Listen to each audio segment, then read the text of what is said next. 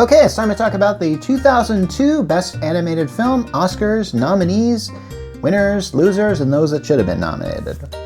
The nominees for that year were Spirited Away, Ice Age, Lilo and Stitch, Spirit, Stallion of the Cimarron, and Treasure Planet.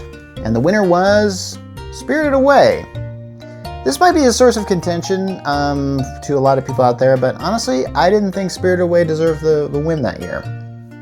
Don't get me wrong, is Spirited Away a good film? Yes, it is. Is Studio Ghibli great? Yes, it is. Do they usually put out good films? Yeah, they do. Usually they are. They're usually deeper films and stuff like that. And Spirited Away is one of those films that I had to admit, it's one of those films that I kind of go like, okay, what did I just watch here? What am I supposed to take away from this? This gets kind of complicated in some places. Studio Ghibli films tend to get very complicated. I do like the fact that oftentimes there's no bad guy. That's kind of awesome. However, yeah, what can I say? Alright, so, and honestly, this film was released in 2001, but I guess since it didn't get its American release, they count it. This is, I think I've talked about this is a point of contention for a lot of these films, Asian animated films that eventually come over here. I don't know why the Academy just seems to make this distinction. Okay, so I really think the winner actually should have been Ice Age. And I realize the whole reason why, and I'll get to this in my next review, or next time I talk about this, but I think the whole reason why the Best Animated Oscars were created was because Shrek had such mainstream and commercial success, as well as critical success. So I think they just kind of had to make up a category for it. And Ice Age, I feels like the animation might not be as good as, say, some of the other CG animation films, even of its time, but it still has a great story to it. I really think this should have won, really.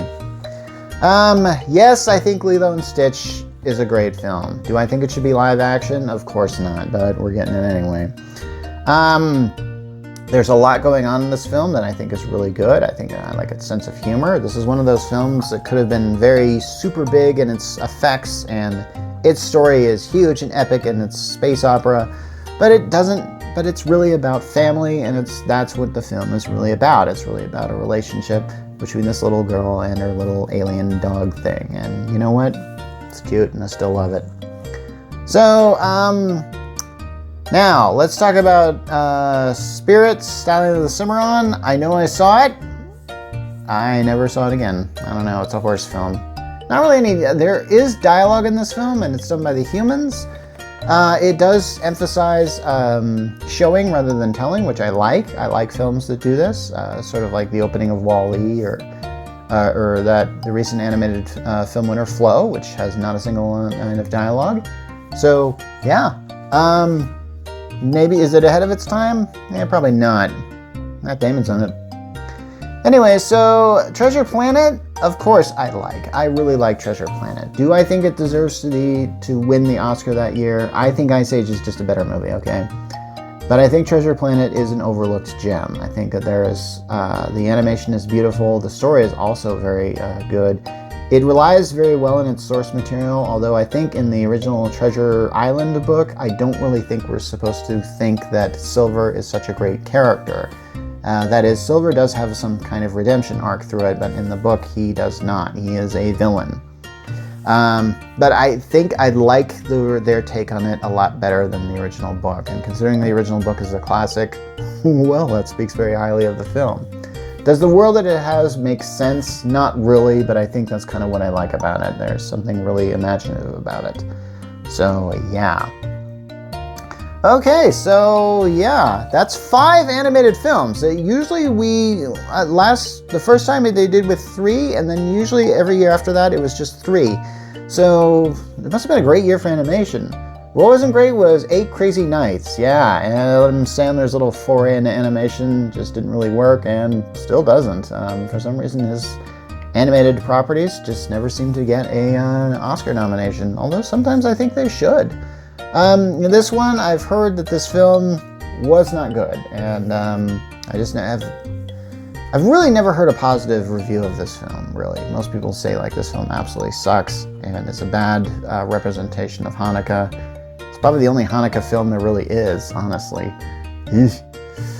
Anyway, so the first VeggieTales film, Jonah, came out this year and was not a success. And I could get in a whole thing about why VeggieTales isn't as big as it used to be, and I'm not going to. This film is not very good. Okay, this film is essentially like, if you ever got those cassettes they used to have, you're essentially getting a longer form of that, and not as epic as it really should be, because I can think of a lot of those earlier films of VeggieTales that are better than the Jonah movie. And they really banked a lot on this film and hoping to really take the franchise off, and it didn't really work. But hey, don't really want to get into that. Now, believe it or not, Disney also had another 2D animated film come out this year with Return to Neverland, the sequel to Peter Pan. No one seems to talk about that. I mean, I think that's official canon, maybe, as far as Peter Pan goes, but Peter Pan is one of those stories that just keeps getting told and retold over and over again. Like, you get Hook, and then you have Pan, and, you know, some are better than others, so who knows. Nickelodeon's Wild Thornberrys movie came out at this time. Yeah, I think that's what, I lost count of how many films Nickelodeon had put out in the theaters by that time. And eventually they joined up with the Rugrats, and then I can't even remember, a few years later, or maybe a year later, I don't really remember, but yeah, a lot of people like that show. I never really watched it, so yeah, I haven't seen it.